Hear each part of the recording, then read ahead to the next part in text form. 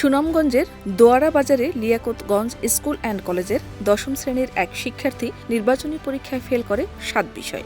পরে এসএসসি পরীক্ষায় অংশ নেয়ার দাবিতে শিক্ষকদের অশ্লীল ভাষায় গালিগালাজ করে দলবল নিয়ে স্কুলে তালা লাগিয়ে দিয়েছে। অভিযুক্ত শিক্ষার্থী আরিফ লক্ষ্মীপুর ইউনিয়ন স্বেচ্ছাসেবক দলের সাবেক সভাপতি আব্দুল আজিজের ছেলে।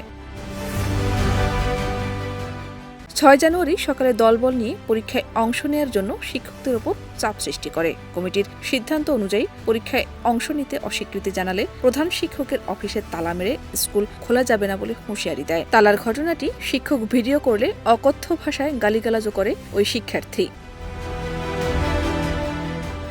বিষয়টি স্বীকার করে অভিযুক্ত শিক্ষার্থী আরিফের ভাষ্য, সকল বিষয়ে যে ১৬ জন শিক্ষার্থী পাশ করেছে শুধু তারা পরীক্ষা দেবে, এর বাইরে কাউকে পরীক্ষা দেওয়ার সুযোগ দিলে আমাদেরও দিতে হবে। এ দাবি বারবার শিক্ষকদের জানানো হয়েছে। উল্লেখ করে আরিফ জানায়, ৪ বিষয়ে ফেল করা ছাত্ররা ছাড় পেয়েছে, আমি পাইনি, তাই তালা দিয়েছি।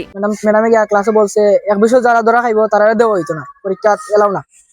এখন দেখি তারা ৪ বিষয় এলাও করছে, মানে আমরা ৭ বিষয় ৬ বিষয় ৫ বিষয় ধরা খাইছি, তারপরও তারা সবাই ৪ বিষয় এলাও দিতে পারছে, আমরাই দিতে পারতো না। এটা যদি না পাই তাই এলাও কইছে, আমি বলছি ম্যাডাম ১৬ জন যে এলাও ১৬ জন দিব, আর একজন জানি পরীক্ষা না দিতে পারে। এ বিষয়ে ভারপ্রাপ্ত প্রধান শিক্ষক হাসিনা মমতাজ বলেন, টেস্টে যারা ৪ বিষয়ের উপরে ফেল করবে তারা মূল পরীক্ষায় অংশ নিতে পারবে না, এটা কমিটির সিদ্ধান্ত। ১০ম শ্রেণীর শিক্ষার্থী আরিফ টেস্ট পরীক্ষায় ৭ বিষয়ে ফেল করায় তাকে এসএসসি পরীক্ষায় অংশগ্রহণের সুযোগ দেওয়া হয়নি।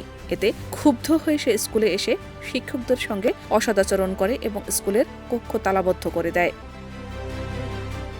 শাহনাজ পারভীন, দেশ রূপান্তর।